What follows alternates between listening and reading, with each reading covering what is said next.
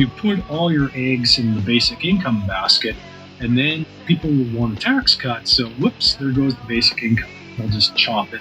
And the middle class won't really care because they're getting almost no net benefit from it.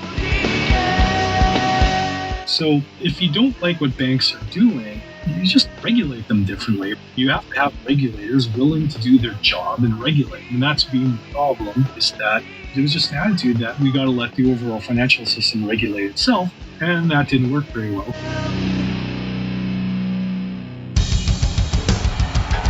What I have said is that this campaign is not just about electing a president.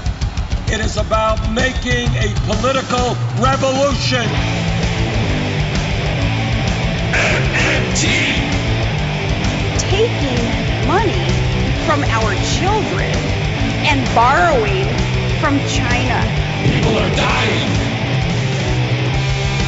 Is the program so critical it's worth borrowing money from China to pay for it? And if not, I'll get rid of it. Stop lying!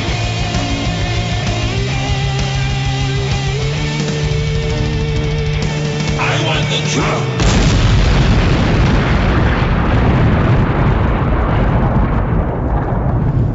Now let's see if we can avoid the apocalypse altogether.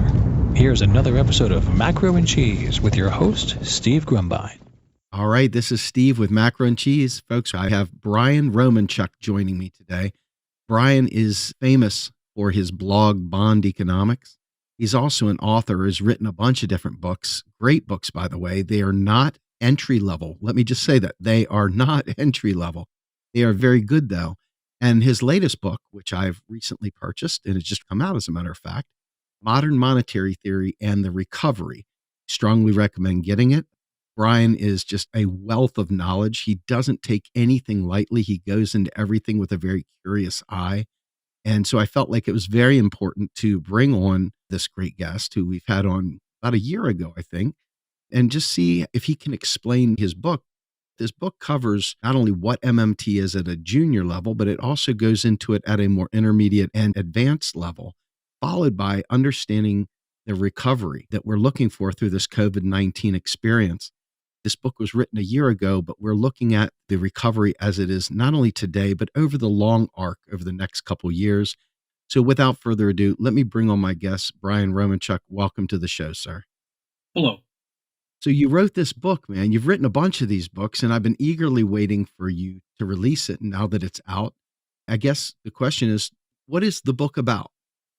I started last year in the midst of the start of the pandemic when the very uncertain activity was collapsing. And the initial plan was to be a relatively short report, which was going to be more about what happens after. And then it grew to being more about MMT. And so how I frame the thing is it's not just what is MMT, although that's a subject of the book. It's also why were previous recoveries after recessions slow, and how do we avoid that going forward? After there's going to be an initial bounce, and then after that, how do we avoid a long period of underemployment like we saw in previous decades? So most people are accustomed now. Stephanie Kelton's book, The Deficit Myth, has been on the New York Times bestseller. We have had book club readings, people that you never expected, like Ice Cube and other celebrities have started picking up this book. It has been acclaimed. It has been critiqued. It has been discussed all around the world by many, many different people. And so there's a general understanding, or at least a familiarity within the public now, of the basic structure of MMT and some of the overriding issues regarding what we typically hear in the news and political pundits and the media. And it's almost always wrong. Your book would not be an entry level, like I said, to start with. If you've read The Deficit Myth and you'd like to dig a little deeper, I recommend purchasing this book for sure. Yeah. With that understanding in mind, let's just dive right in. Our last couple recoveries were very slow, and that makes the subject even more poignant now because we've just been through a lockdown for a year. You start off your book describing MMT, the short version. Why don't you talk about that? Okay. Well, one of the features of that, what is MMT, is it can be read, I believe, within preview features online. So at the minimum, you can browse on the web and read that section, even if you don't buy the full book. Obviously, I'd like people to buy the full book. And you mentioned the deficit myth. This book is really aimed at people who would want to step beyond that. It's actually harder to write a book like The Deficit Myth because it has to be well written, easy to understand, but you don't use jargon. And she didn't even use time series figures. So it's difficult to do that. But for the What is MMT summary, I did a little bit unusual structure, which may have been a mistake. But what I did is I said, I don't want to repeat exactly the same pattern of a description that other people have taken. It might be good, but the problem is you can get that from the deficit myth. And the other thing is some people are not understanding those descriptions. So I decided to do it a little bit more from a conventional economics point of view. Let's just do it in plain English. What's the interesting part of MMT? And the first thing I realize is that when we talk about MMT, there's two aspects to it. You have what I call narrow MMT, and the equivalent I've heard Warren Mosler say is core MMT. It's sort of a minimal set of principles. And most primers online, like the deficit myth, is often focused on what is a narrow sense definition of MMT. What's sort of the minimum description? But the thing is, if you look in academia, MMT is larger than that. I call that broad MMT. And the issue in economic debates, a lot of the things people want to talk about, it's in that broader area. And if you're interested in a subject that's in broad MMT, but you're reading something that only discusses narrow MMT, you run into, well, what about this? And it's not really covered. And that's what I tried to underline, that a lot of things, you have to go beyond the basic primers online. You have to start digging into academic research or higher level books. And a lot of people don't want to do that. And in some cases, that appears to be a deliberate strategy. I don't really want to name names, but at least some mainstream economists seem to be just taking a deliberate strategy of outright lying about MMT and misrepresenting it. And it's a political strategy. It's not particularly nice, but it's been done before in economics. So it's just, that's the way it is. And on the other leg, the people are lazy. They don't want to be told, oh, you got to read a whole bunch of articles in the literature. And they want a really simple, brief explanation. And if they don't immediately get that, say, oh, this is too complicated, I don't want to know about it. And there's sort of two legs. And so we have to go, what are those broader issues? And the thing is that broad MMT gets very broad. If you go to a MMT conference, there's a lot of things being discussed, and it goes far beyond what the narrow MMT is. Absolutely. You're talking about intersectionality, power dynamics, legal considerations. Absolutely. Keep going. I just want to interject that. Yes. And so for the narrow part, which is sort of the bit that helped push MMT to prominence, was more just a narrow question of how does a fiat currency operate? And really, the core idea was the job guarantee. And basically, the issue was if you have a free floating fiat currency, what determines the value of the fiat currency? And the argument was that the value is ultimately determined by the government policy. It's not pegged to metal like gold, a commodity that has some use in industrial processes or jewelry or just convention. It's an arbitrary value, but it's set by government policy. And this was Warren Mosler and Bill Mitchell independently came up with the idea that you peg the value, or not say peg is definitely not the word, but you, in essence, give a value to the currency by what the government is willing to buy labor at. which isn't the usual phrasing. But we see with a job guarantee, you can say, look, we can create a floor for wages, create a reference for wages in the economy, which would be then used by the private sector. And what stops the currency from inflating, like prices dropping, is you use taxes. There's a basic model called the monetary monopoly model, which is sort of the simplest possible model that describes MMT. It's just that the government imposes a tax, people have to pay the tax.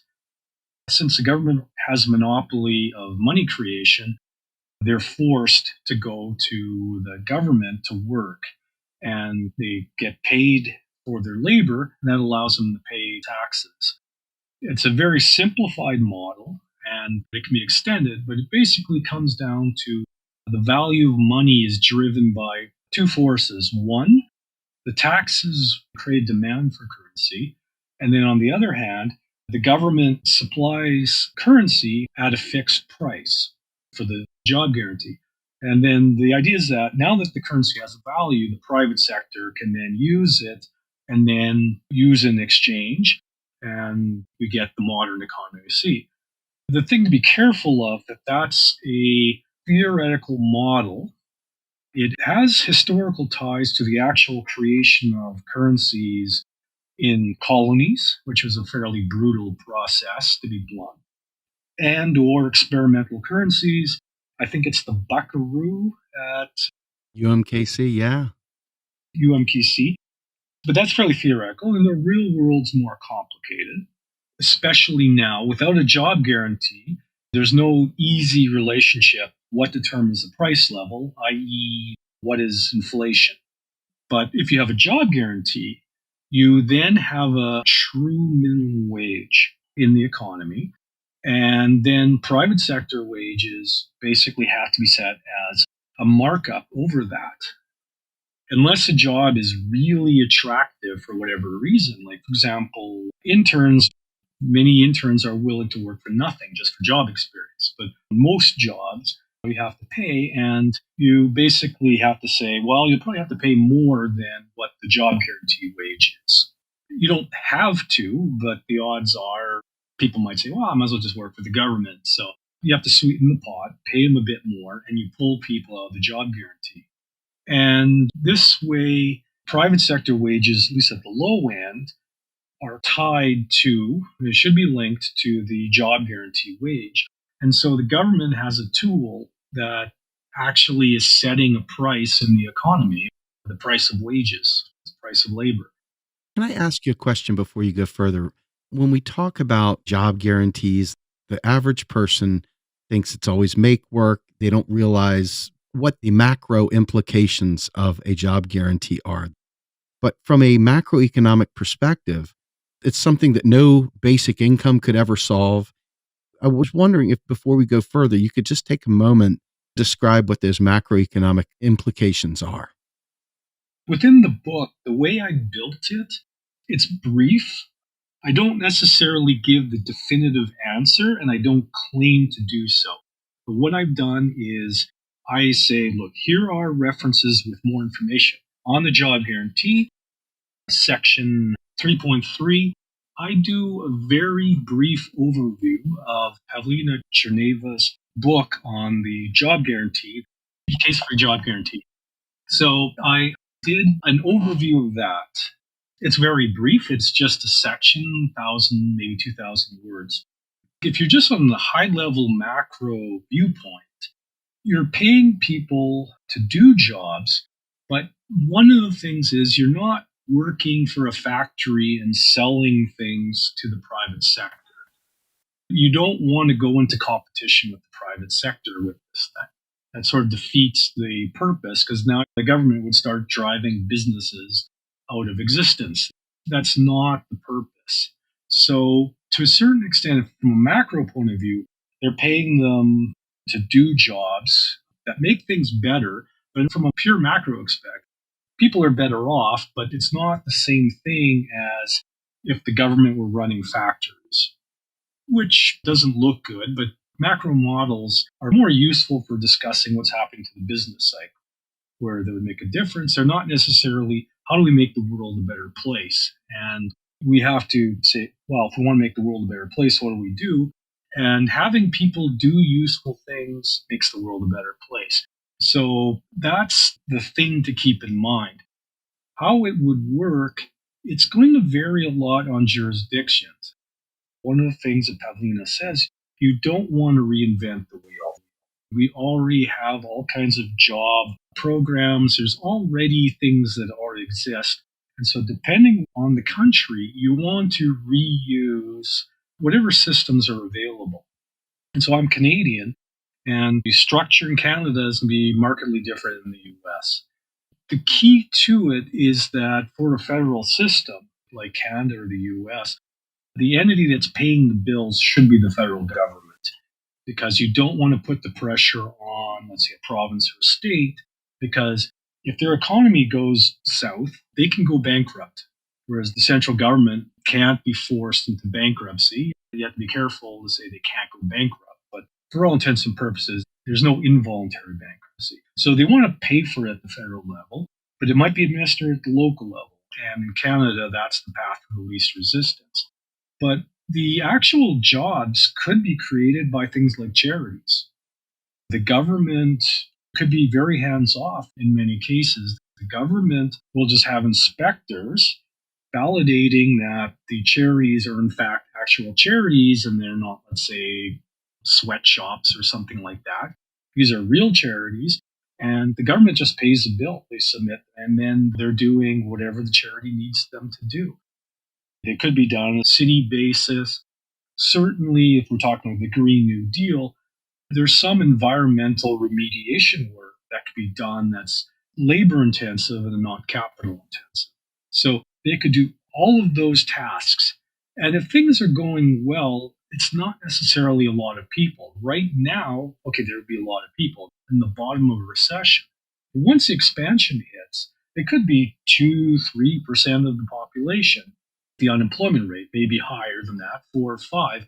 But you're not normally going to be finding jobs for 20% of the population. It should be a number that's comparable to unemployment in an expansion. I want to jump in for a second. Warren Mosler and Rowan Gray had been talking back and forth about job guarantees. And I know from a standpoint of perspective, you have folks that have a more conservative view. In other words, the private sector rules. This is a transition job.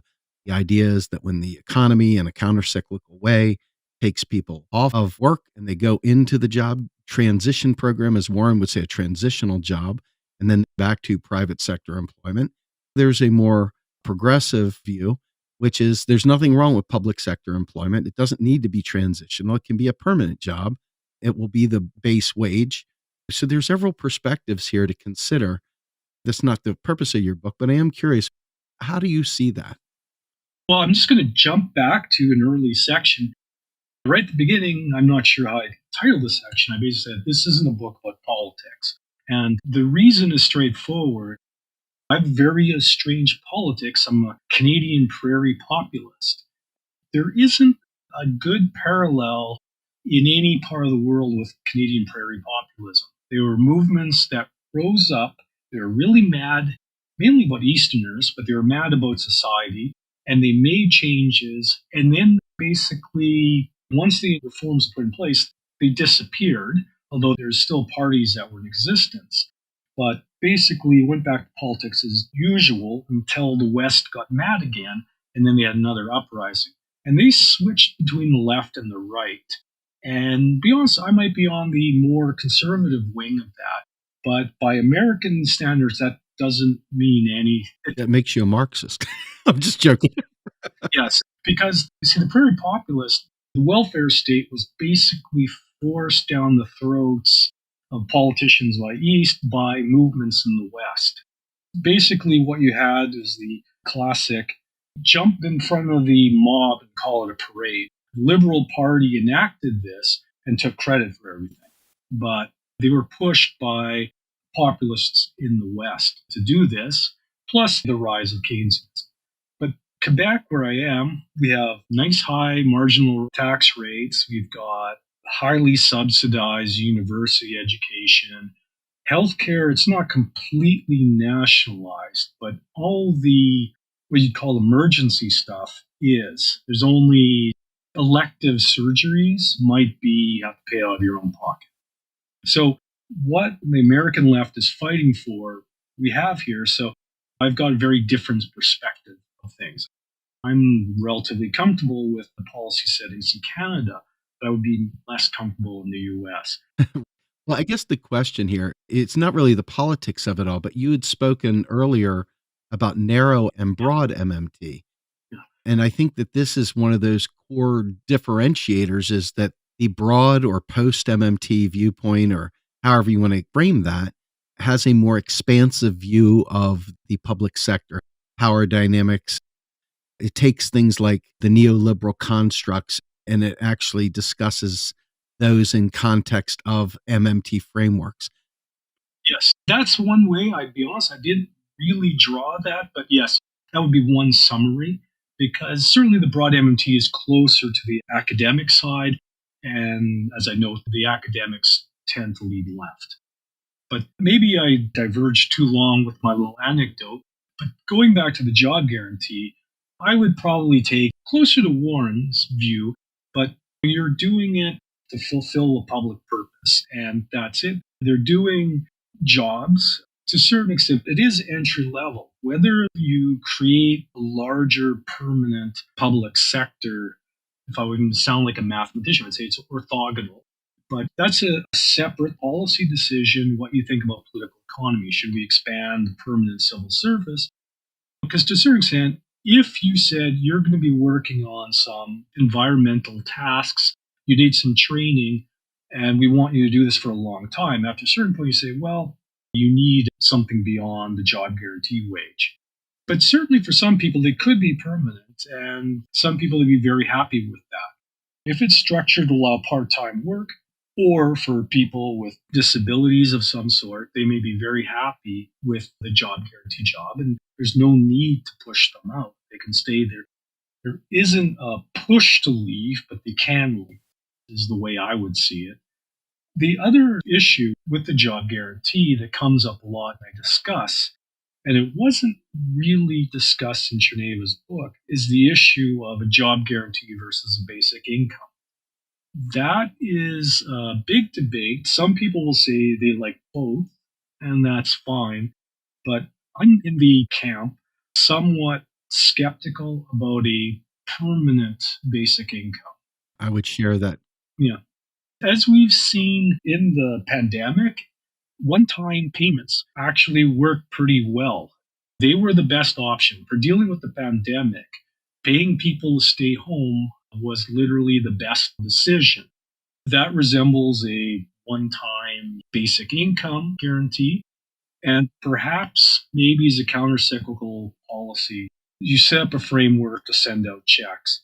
But in the longer term, what you're doing with a basic income, it's the equivalent of a negative income tax.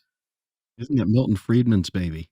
Yeah, if you're a leftist, you have to ask, why am I supporting the same policies as Milton Friedman? And if you don't sense a problem with that and you're on the left, I think you need to be a bit more careful. And there's a reason why libertarians enjoy it. The issue with it is if you're an average taxpayer, everything the government gives you on the universal basic income is going to be taxed back. You're going to be neutral. Where the neutral point is, it may not be exactly in the middle of the income distribution.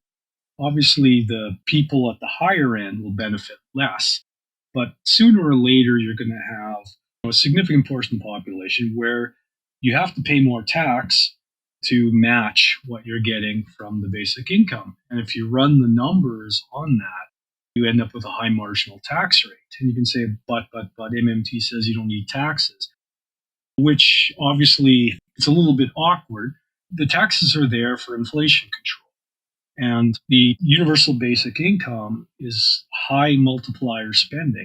You're handing people who on average have a high propensity to consume. So it's going to be a very effective form of stimulus.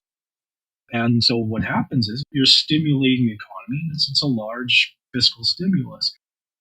sooner or later, you have to offset that stimulus. You could do it with other things. I mean, you'd be cutting maybe some other social spending.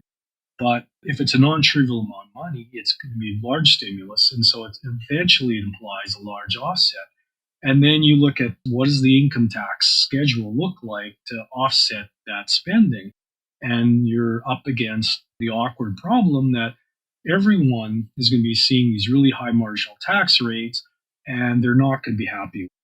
And it becomes very easy to campaign on, I'll reduce your tax rates, and oh yeah, the poor people get a bit less on the basic income. And that's it. You put all your eggs in the basic income basket, and then people will want a tax cut. So whoops, there goes the basic income. They'll just chop it. And the middle class won't really care because they're getting almost no net benefit from it. That'll be highly disputed by many of the backers of the basic income. They say, well, we'll tax the rich, we'll tax property. But you're taxing people with the low propensity to consume. And basically, you get less of an offset to all the money that you're handing to people with high propensity to consume. So you have serious inflation control problems. Whereas with the job guarantee, if the economy overheats, you don't have that problem, because if the economy is overheating, presumably employers will say, we'll hire more people because there's shortages. So they're bidding people out of the job guarantee program. And so there's less money spent into that program. And so naturally, it alone can't drive the inflation cycle. And plus, you're tying the wage. So you're not driving up wages at the bottom of the distribution. So, Brian, we realize that the job guarantee is there as a counter-cyclical stabilizer for the economy. But the second chapter of your book dives into the era of sluggish recoveries. I imagine this is a great segue into that section. Yeah, the era of sluggish recovery. What my concern is, I'm not going to say this is going to happen. I want to say what happened in the modern era. And for me, that's sort of 1990 on. And that coincides with the rise of inflation targeting. That's when inflation stabilized. The US didn't have a formal inflation target, but in Canada we had it 1992, I think, roughly is when it came in. New Zealand was a little bit earlier, but that's when inflation stabilized. You could call it the neoliberal era. The term neoliberal, it's basically used as an insult, and so it's losing its meaning. But it was a movement away from state control, let market forces decide things. And I'm not too deeply concerned about the definition of neoliberalism, but that's the era. And really, it's a labor market story. What really was most interesting about MMT when I first read it was actually the book from Bill Mitchell and Joan Moiskin, Full Employment Abandoned, Shifting Sands and Policy Failures. That was one of the first academic textbooks that was MMT oriented. They were shorter books, like by Warren Mosler, but this one was like for an academic monograph, it was one of the first ones. And so I read that, but most of it was talking about labor markets. And from a fixed income point of view, you discover the labor markets within the domestic economy are the most important markets. What is driving inflation? What's driving the cycle? It's the labor markets. And what happened in the 1990s was the OECD job study. They did a study looking at employment frameworks, and they announced this is the way we should be doing it. And what we saw was in the developed countries, they all moved their frameworks in the same direction at the same time. It started earlier. You could go back to Reagan-Thatcher, but the early 1990s, where a lot of this really developed a lot of momentum. And this would be an explanation. Why did inflation stabilize in the early 1990s? In the mainstream, they'll have a different story. But from reading the book, it was that there was a deliberate push to reduce the power of labor and reduce strikes. And this had the side effect of reducing inflation. But the thing is that we moved to a new structure where there's more persistent underemployment and unemployment. That's a little bit of a negative, huh? Yes, and obviously some of this could be welcome. I mean, I work part-time and this is voluntary, but I'm in a position, my wife works full-time. And basically this was our decision. And it's nice to have that flexibility, but this is not necessarily what most people want. From my vantage point, and I just want to interject, the rank and file people that are poor without choices, most of them wouldn't be too thrilled about this, just as a perspective. Yeah. It's definitely been deleterious here in the United States anyway. Yeah. You can argue that unemployment rates have also fallen. The performance before the 1990s had a lot of problems. You did have relatively persistent unemployment with higher inflation. So you could say the results of the policy were relatively popular. And people, generally speaking, are comfortable, at least the middle classes, with the lower inflation. And certainly in the 1990s, there was a burst of job creation, new jobs in tech. But the issue is that a lot of the job creation, it was on the backs of the tech bubble. And then you also had a housing bubble, which didn't blow up in the 1990s, but it developed a momentum. And in Canada, it didn't really start until actually when my wife bought our house, late 90s. If you looked at, for example, at Winnipeg, the average house price was actually unchanged from early 1990 to the late 70s. Winnipeg was a bit of a decline. Montreal had various separation crises, so house prices didn't move either for a long time, but there was significant inflation. But then in the late 90s, you had a housing boom underway and caught up to the US. And so you created a lot of jobs in the housing market, building houses, realtors.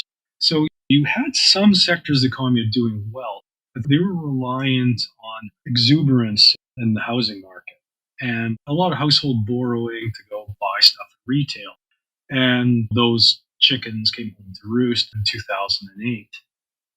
So that is the thing, was that you clamp down on labor, and since growth was slower, they used the housing market basically to offset the tightening of policy elsewhere. And the other issue was government austerity policies became quite popular. And fiscal policy was relatively tight starting in the 1990s. There was a mantra around the developed countries about having relatively tight fiscal settings. And it's a little bit of a debate how you define fiscal tightness, but certainly in Canada you did. The US cut a lot of military spending. When the Cold War was over, there was a peace dividend for at least a little while, which hit the electrical engineering field that I was in at the time. And certainly in Europe, you had tightening of fiscal policy. So roughly speaking, what you saw was the way the system worked was they used falling interest rates to stimulate housing, which generated jobs to offset the tightness elsewhere. And so the 1990s was a so-so recovery, and it got a little bit hot once you had the tech boom. There was also non-tech. There had been a massive underinvestment, fixed investment to being underdone for a couple decades, and so there was catch-up on fixed investment. So you had a little bit of a mini boom in the late 90s, and then the tech sector blew up. It was driven by consumption, and then, of course, 2008, and then you saw what the underlying economy was, right? Once you've taken away the housing stimulus, and it was a very slow recovery after the crisis. Canada was a bit better because our housing market didn't blow up. We were off setting records for housing. We had a bit of a slowdown, but we didn't have that same crash that the US saw. At least not yet.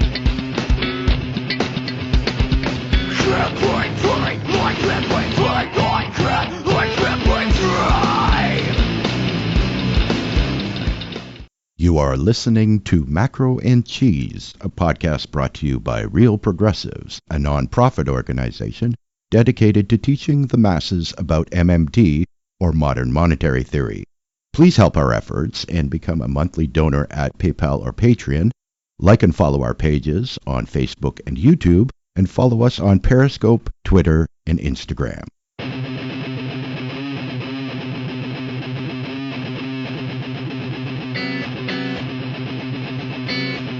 My tolerance, trying my patience, and never want to see it reach to nothing will wait. I'm tired of the lies you tell me, lies you tell me.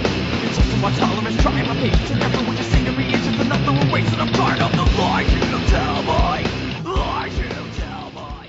Interestingly enough, the housing market crash had less to do with MMT and far more to do with elite control fraud. I just interviewed Richard Bowen, who was a Citibank whistleblower and best friends with our friend Bill Black.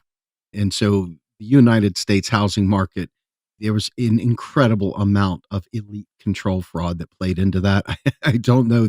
Hopefully Canada doesn't have that kind of level of fraud to contend with, but I know that in the US, our entire system is baked into it. It's ridiculous. Let's roll to the next level here. In your next chapter, you're talking about doing better in fiscal policy reform. I guess the question is, why don't we just jump to guessing about the future? How does the book play out? See, the book was written, largely wrapped up last summer. And generally speaking, I stay out of the forecasting game because this is a book. At best, if I were going to forecast, I could do it 6 months out. But, that would have been what's happening now.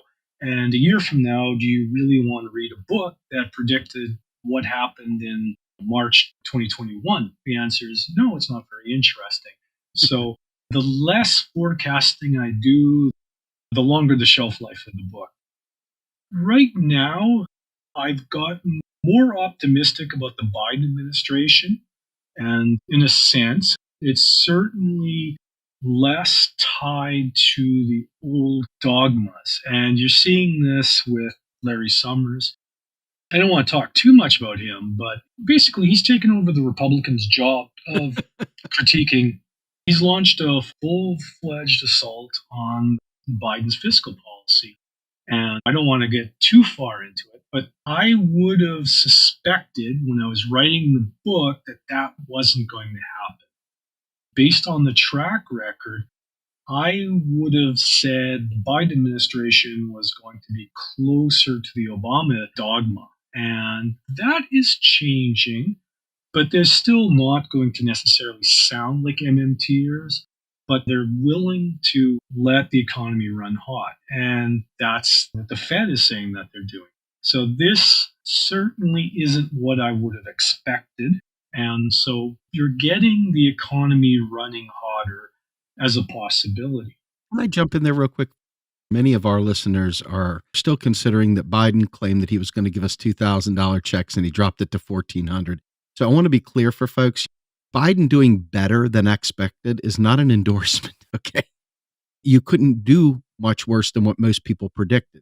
And a lot of people thought that he was going to lead a very austere, almost Republican-like administration. And so far, the results are whether they met your expectations, which would be ridiculous to say that you had some idea that he was going to be like FDR. Sorry, he's not FDR, but he's doing more fiscal spending than anybody had any reason to believe he would after 40 years of watching him talk about excitedly cutting Social Security and everything else. So it is a huge shocker in that sense. Yes. Compared to the administration he was a vice president of. Amen. And his track record in voting. Right now, I really don't know how fast the bounce back is going to be with the vaccine rollout. There's going to be one. From people who follow economic data, there are going to be really big numbers over, let's say, a 3-month period. They say, wow, it's 7% annualized, which if it did that for 4 quarters, that'd be 7% growth. It's not going to be sustained for the full 4 quarters. But you're going to get relatively fast growth. And from my point of view, I wouldn't be jumping up and down too much about further stimulus per se. I would say, yes, maybe you want to make structural changes to the economy. You can help people out and so forth. But I think to a certain extent, you say you're going to be getting a good bounce in activity, and we don't really know how big that bounce is going to be. I think it's about distribution, right? I don't think that it's so much at the macro level or the aggregates. I think it's really more about the disaffected folks that are kind of left out in the cold or maybe had to shell out a lot more to survive during the pandemic than the $1,400 check that they received to make up for it. So I think while it certainly will help with the macro economy aggregates later, I think that there is still a huge segment of the population that is still drowning, and they lowered the water to eye level.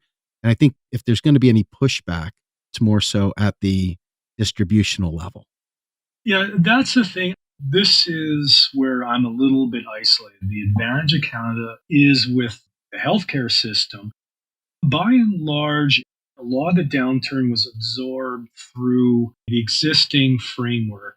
You don't have to pay for medical care. And so you don't have the same issue. You don't worry about paying for treatment to the same extent. And a lot of the payments were done through various programs that I didn't need to use. To be honest, I didn't dig too much in them. But they basically modified existing programs to give people support. It was relatively targeted. So, to a certain extent, there's issues in Canada. It's not a utopia, but I think there's less problem, less immediate cases of outright concern that you have in the US. But that's the thing is that from my perspective, maybe I'm just being cautious on this. Not necessarily just a big check is the best way to do it. Although, to a certain extent, if you give people a check and then tax it back, if it's taxable income, hey, why not? But hopefully, as the vaccine rollout continues, there should be less need for an emergency payment anymore. Just one quick thing I want to interject. The one thing that is missed, and it frequently is missed not only by us talking about it, but it's frequently missed by the mainstream media. And that is creditors are allowed to snag up your stimulus check before you even receive it. And so it's really not as protective of individuals. Once again, it's still backstopping the capital class as opposed to the people at the bottom who are struggling. I just wanted to make that point for my listeners. Normally, if you had done a spending bill like this, if you'd handed out money, let's say 2 years ago, it really would have made things jump. But that didn't happen because basically it's all flowing into rent, buying food. So it was just meeting normal expenses. And it was replacing a broken flow of income. So to a certain extent, that's why most people were shocked. Well, how governments around the world through a huge slug of spending, there's big deficits, and to be honest, not that much of a bounce.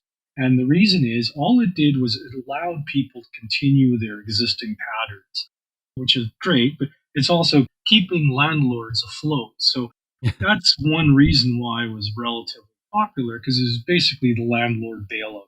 Exactly. And so if things go well, there will hopefully be less of a need for that in a few months. And the bounce back could be pretty fast. Like I said, I'm not a forecaster. I might be overestimating. But there's certainly a lot of scope for people to say, hey, let's go out and spend money. And there could be a lot of catch up spending. So it might be that a lot of the emergency, in a sense, for the economy at large will be over. I mean, obviously, there's going to be hard luck cases. But once again, a lot of that is inherent to the US system. Right. But hopefully, that might be addressed in later rounds of new programs, which, to be honest, I'm not an expert on. But Sure. it needs to be, from my point of view, targeting. There's a fetish for means testing. But my bias is targeting is definitely better. But to a certain extent, you can get that through the tax system anyway. If benefits are taxable, eventually it'll just be taxed back. So it's not that big a deal. The only thing is you perhaps might have to do withholding on it for people, because otherwise they'll be shocked when they see their tax bill. Right. What they're going to see is less than the headline amount because they're immediately getting withholding tax.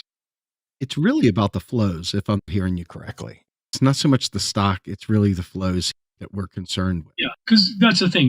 disruptions are the problem. A recession is really disruptions in usual cash flows. And that's what you have to avoid because that's when you get cascading failures. But basically, if all you're doing is keeping the flows going, there's a massive capacity for the economy to take it and without seeing inflation and so forth. But admittedly, I mean, there is a lot of disruption. You are seeing some price rises in different sectors. We actually had a renovation done and you need plywood and things. Those prices are rising because there are supply disruptions, but it's very localized. In many cases, what's happening is you have to wait. There's not sort of an across the board price rise. Just say, oh, you want that? Well, you have to wait a few months. And that's how the system works.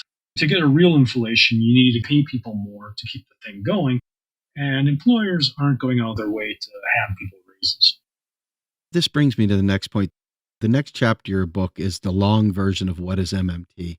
And we've had Mosler on talking about his white paper, and we've talked about some price leveling. The government is the monopolist from his perspective.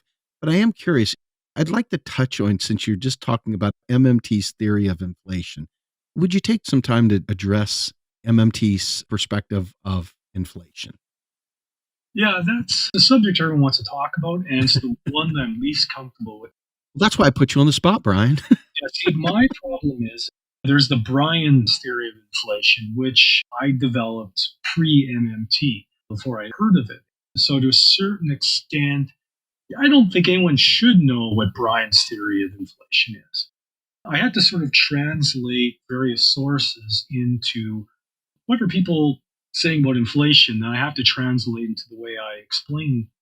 I have to understand and explain it. And there's a few facets. The first thing that I'd say is, look, inflation's complicated. I had looked at, and I have a book on break-even inflation analysis. People trade inflation. What's inflation going to be through index-linked bond market? And it's complicated. If there was a simple model that could explain inflation, everyone would know what it was, and the market would be solved and be boring. But that's not happening. If a simple model could explain inflation, people would be using the inflation-like market. And the reality is that we don't. I'm no longer in the market, but from what I saw, no one had such a model. Before you go further, I just want the folks to understand that when we talk about inflation, inflation by Warren Mosler's perspective is a rise in all prices. It's not just a rise in the cost of bread or milk. It's the rise in price across the board. But you can look at a certain sector and see that there's inflation in that area, wherever there's scarcity. We've often said interest rates create inflation. The interest rate policies at the Fed create inflation. Supply not keeping up with demand, a demand that could be realized by a distributional approach to getting money in the public instead of having an oligarch with $1 billion in their pocket and only spending it on small things. Having 1 billion people with $1,000 in their pocket suddenly gives them all buying power, and that could create a run on different products and services that supply could not keep up with. I would say they typically jump straight to the word hyperinflation. Yeah, actually, what might be my next book, I've started it, What is Inflation? And for someone in markets, when I say inflation, I mean consumer price inflation. In the US, that's the CPI, Consumer Price Index. You can come up with wider definitions of inflation, but usually that's what we're talking about. You can say a generalized, because you also have producer prices, and then you have asset prices, then you have wages. In theory, you could say all of these things are the price list, like everything. But usually, what I'm going to talk about is focused on what about just consumer prices? And they move up and down. It's strange that free marketeers, we need price discovery and the whole shtick. The only reason anyone cares about Austrian economics, but the only theoretical victory they had was, oh, the price mechanism, and socialism doesn't have a price mechanism. And it's called the socialist calculation debate. Prices matter, they provide a signal, but then people get mad when prices change. But that's how capitalism works. It's supposed to have changing prices. But the actual process, if you look at consumer price, it's a whole bunch of different sectors, and each one behaves a little bit different. If you look at oil, Gasoline, the thing that people are very sensitive to, is very volatile, but it's driven by what's happening in global energy markets, and it moves around a lot. As you can see, there's a reason they have digital signs because they go up and down every day. But that's very different than, let's say, a box of cereal. The list prices don't change much, although certainly my local store, everything goes on sale. They have rotating sales on everything. But normally, most goods, the price is administered. Say, here's a price, boom, and they don't move it very often. So the CPI has all these different factors. And then another one is rent. I mean, rents move by their own dynamic. And so the overall CPI, it's a mess because there's all these different factors. Each one is behaving different. But the post-Keynesian theory of inflation, it's not sort of a simple, here's a supply-demand framework. You look at what are the price of goods versus what are workers paid to produce things. And then what you see is wages and prices. By changing the ratio between what people are paid versus how much you charge them, you get a different breakdown of income in the economy. If wages rise relative to prices, the incomes flow to the workers. If prices rise towards final goods and not wages, the profits flow towards capital. And so it's a conflict. It's a story of conflicts. And that's why in the 1970s, which is the era of high inflation, that coincided with the period of a lot of strikes. And you had labor power. And so they drove up their wages to try and keep up with the cost of living. But it's a very different view than, say, the neoclassical view, where supply and demand curves and the central bank, we have inflation expectations and the central bank moves expectations by being credible. It's a completely different viewpoint to the process. Very good. I guess because we want to make sure we close this out, criticisms of MMT are nothing new. Every time you open up any RSS feed with buzzwords, you're looking for MMT, you get probably a 10-to-1 ratio of negative MMT articles just because everybody wants to take a pot shot. And there's some probably good faith ones. I haven't seen too many, to be fair, but there are quite a bit more of the ones that have already been asked and answered a million times. They're poorly framed. They're absolutely written in bad faith. But there are some critiques out there that are legitimate questions. And you took a crack at this, your final chapter, other than end matter. You frequently raise critiques. You want to just take a crack at a couple of them? I said, you can't really talk about MMT without discussing these critiques. And basically, I said there's ones that I can deal with and the ones that I can't. I start off the ones I can't deal with. These are a lot of the bad faith ones. And this is the vast majority. Just sampling, if you say, pick a random tweet or a random article on the internet, it's going to be in the category I don't want to deal with. Bad faith or stuff that's not really answerable. And from what I see is like when MMT supporters said something wrong, well, okay, maybe they did, maybe they did, but that's not really a criticism of MMT. The other one was a proponent, like let's say Warren Mosler was wrong about Turkey. Well, maybe they were, maybe they weren't, but you can't really say, well, everyone associated with a school of thought has to be right about everything.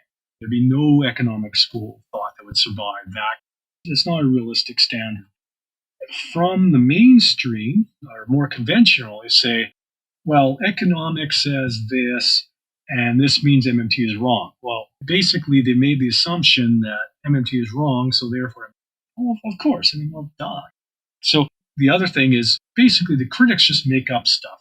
And this is exceedingly popular because there's been certain high-level people who basically made stuff up, and that's repeated. The same description is repeated because they don't go to the source material. And the final argument is people don't like the politics, which is fine. There's people who like free markets and they don't like progressives, and so they don't really like the politics of MMT. So those ones you just can't really deal with. It's whatever. It's a little bit better. It's really pivoted to the deficit myth. Basically, you can find dozens and dozens of attacks on the deficit myth. The deficit myth, it's the lightning rod for MMT criticism, which is good and bad.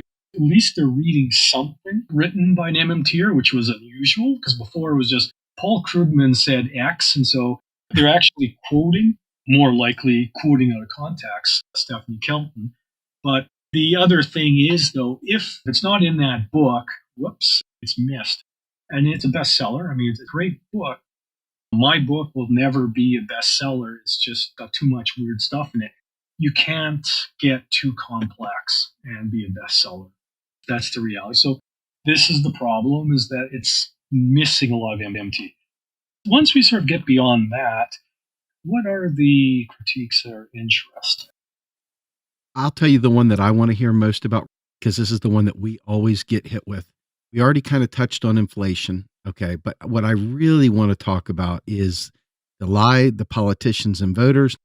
And probably the biggest one is that MMT, quote unquote, ignores the banking system. Okay. There's sort of two legs to this. One is sort of the simplistic one. I quoted someone who I don't really know who he is, but he had the article. He basically said, because he said perfectly, politicians need to lie to the voters and tell them, well, we can't do this because otherwise people will want the government to spend money, that there'll be just an overwhelming desire to spend.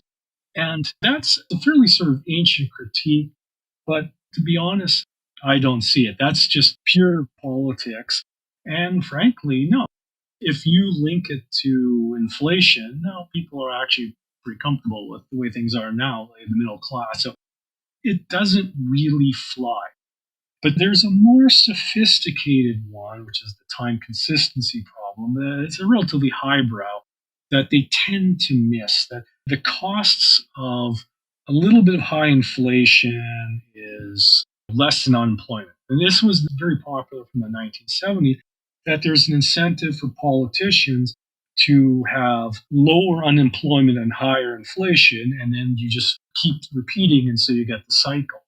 But it's interesting. Well, it's a theoretical debate, but if you have a job guarantee that we hope solves the problem of unemployment, suddenly, though, that whole trade-off disappears. So, like, hey, everyone have a guaranteed job, so there's no need to do that. So that particular critique disappears. I think there's hyperinflation. Everyone brings up hyperinflation. I didn't talk too much about it, but it's nearly impossible to generate hyperinflation in a developed economy. Things have to go severely wrong. I think I discussed it a little bit, but hyperinflation is just too ridiculous.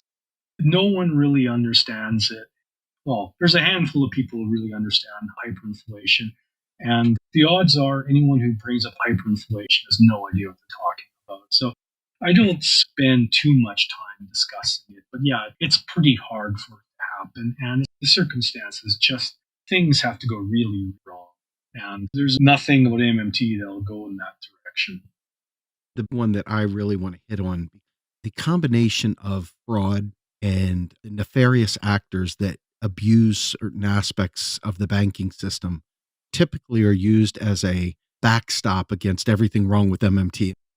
And this is where the weird fetishizing of the myth of independence of central banks, the lack of understanding of what MMT's position is on banks. And Warren Mosler's written extensively about it. I know that the Modern Money Network has talked extensively about this. I am curious about your perspective of that critique of MMT doesn't address banks. Yeah, there's a few angles. There's a very narrow critique. And I think if someone quoted me out of context, something I said way back, they say, aha, that money is a government monopoly. And the argument is, well, look, if you look at a monetary aggregate, most of it is in the banking sector's deposits. And aha, there's no monopoly. I discussed this briefly. It's a little bit complicated, but the MMT position is pretty simple, and I've forgotten the formal name for it, but it's the base. The base money, the payment system is government money. And then you build a banking system. You have formal banks, and so you have deposits, and that is explicitly backed by the government. The payment systems, they have to be bailed out. They're part of the central bank. The banks are utilities. supposedly, the rumor is in the financial crisis, the Bank of Canada used to scare the Canadian banks, saying, well, actually, we could just let you go bankrupt and we can just nationalize the payment system.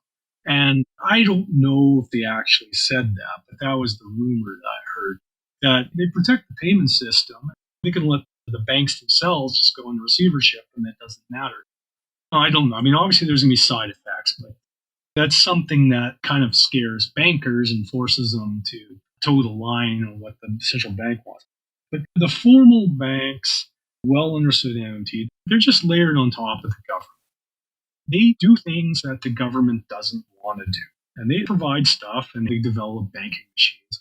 But basically, they're utilities. They're utilities sitting on top of government money.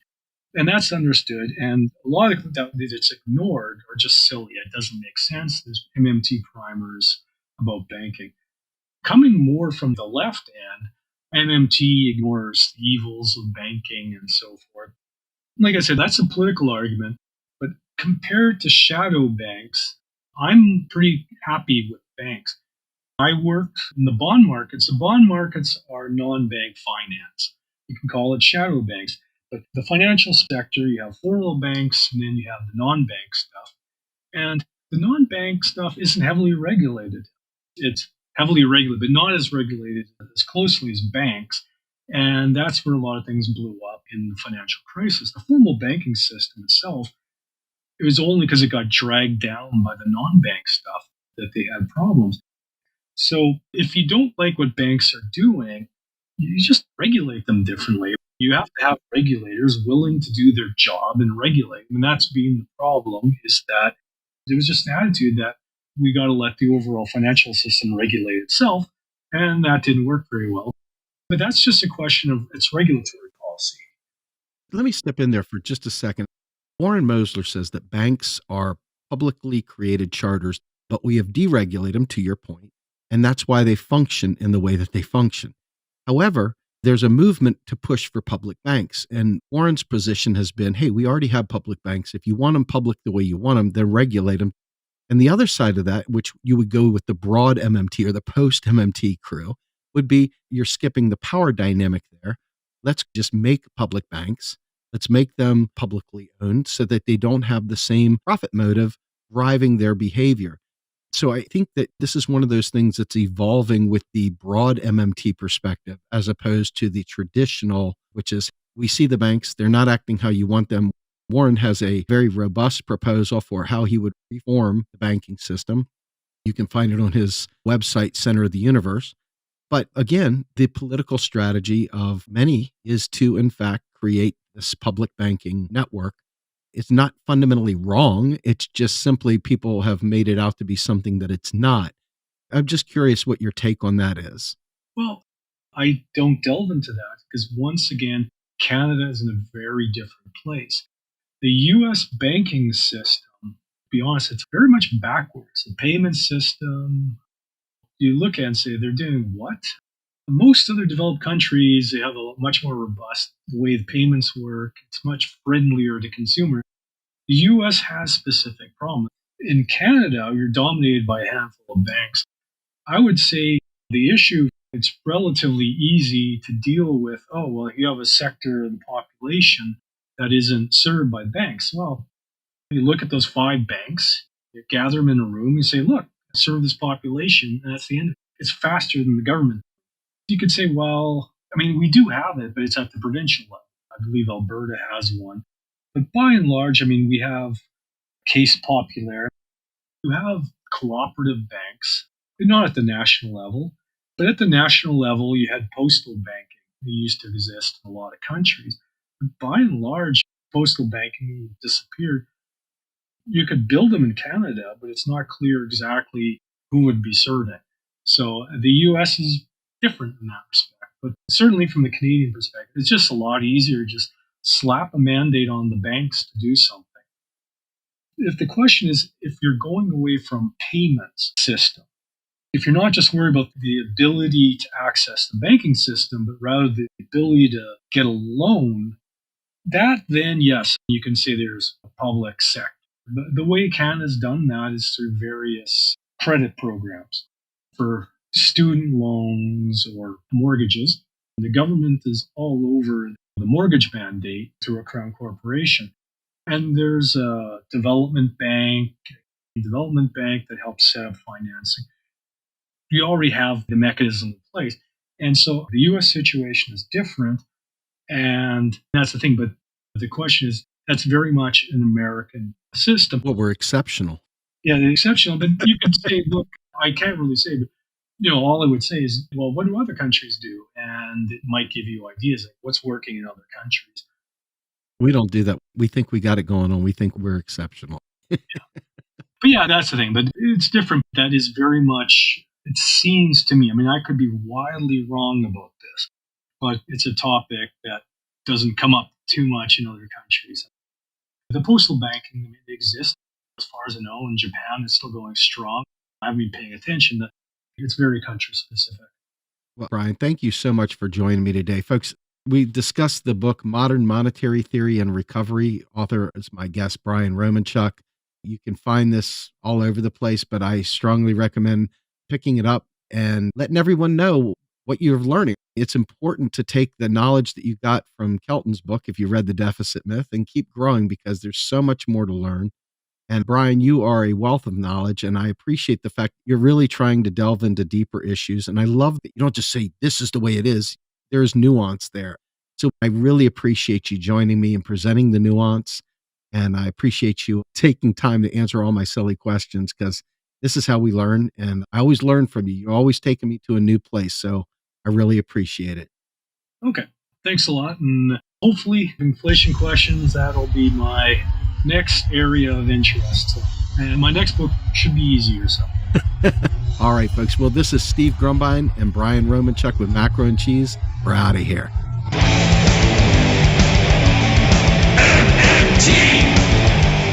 Macro and Cheese is produced by Andy Kennedy.